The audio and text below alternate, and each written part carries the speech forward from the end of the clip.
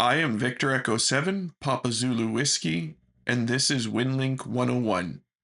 By the end of this video, you will be able to install Winlink and successfully send a Telnet email. First, open your web browser of choice. Most browsers' address bar acts as a search engine, so just type in Winlink and click on the Winlink Global Radio Email hyperlink. Then navigate your cursor over to the Downloads tab on the main Winlink page here and click on it. On the following page, you will need to click on User Programs here and ignore all the other links. Here on the final page, click on the bottom link, Winlink Express install.zip. Run this program to install Winlink like any other standard program. Since I already have Winlink installed on this machine, I am going to skip this step and move directly onto the Winlink program itself. On your desktop and/or start bar, you will have a chessboard-looking icon as seen here, called Winlink Express. Go ahead and launch that program. Once Winlink opens, navigate up to the Settings tab here and click on it. From that drop-down menu, select Winlink Express Setup as indicated here. The next box that opens is where you will need to create and set up your Winlink email account and settings. This has to be done in order to use Winlink. Enter your call sign here in this box. Enter the password you want to use here in this box. In this area, you need to fill out your contact info for the call sign being used. As you can see by the blurring, it does contain sensitive personal data, so be mindful of your security. In this box here, you need to put your local grid square. This box here is where you need to put your applicable service codes. Finally, click Update to update and save your settings. This will create your account, and Winlink on the back end will verify your call sign. At this point, Winlink should be ready to use. Over here, you have each of your mailboxes. Click on any of them to see the contents.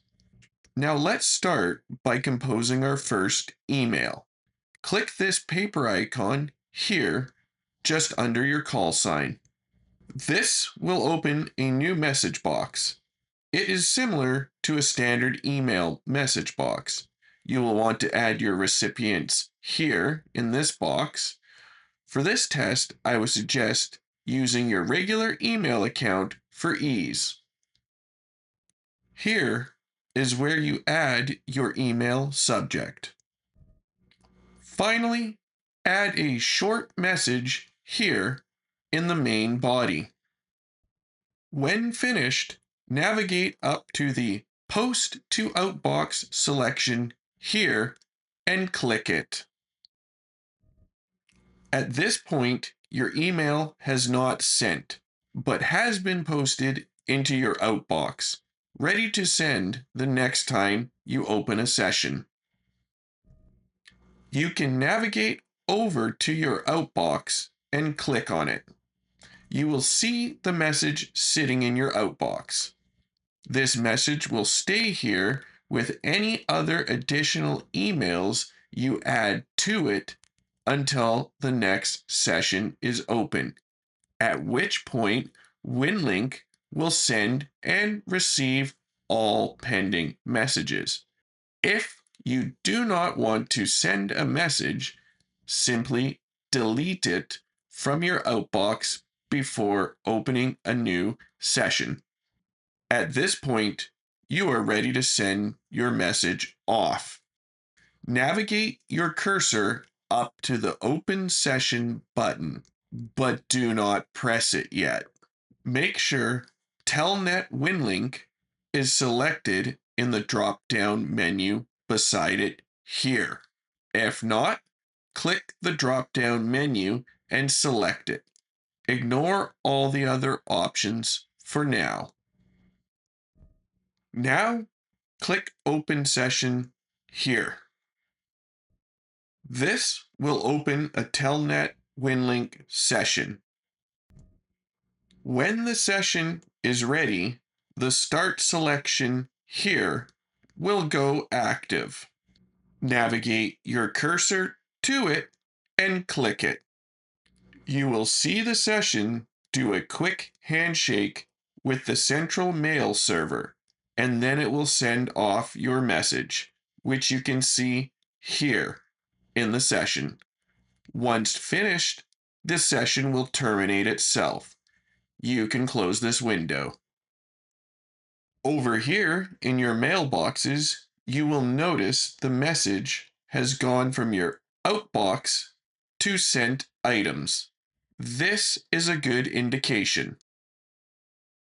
Now we go back to our web browser where I have my Proton Mail account loaded up. It will take a few seconds for the email to come in, so just wait and give it a refresh. Once you have your email in from the Winlink mail server, we can open up that message and draft a quick reply back to ourselves to confirm successful two-way mail between accounts via Telnet. Now go back to your Winlink program. You will notice that there is no email in your inbox. You need to open another session in order to retrieve the mail from the mail server. POP3 email, like Winlink, does not have a modern push function, so a session must be ran every time you want to check your mail. When you run the session again, it will download your mail, which you can see pop into the inbox immediately. At this point, if you had outgoing mail, Winlink would send it with this session.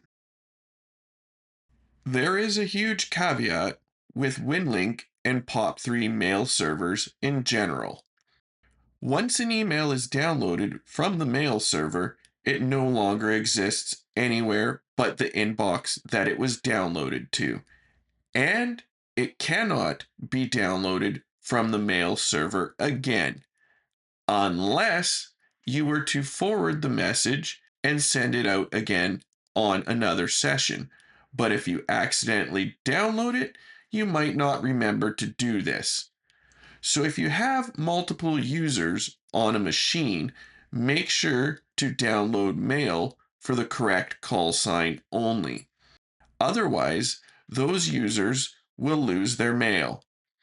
You can select the call sign you wish to use in Winlink from this drop-down menu here. Following these steps, you should be able to send and receive email via Winlink Telnet. This is Victor Echo 7, Papa Zulu Whiskey, concluding this episode of Winlink 101. Thanks for tuning in. 7-3.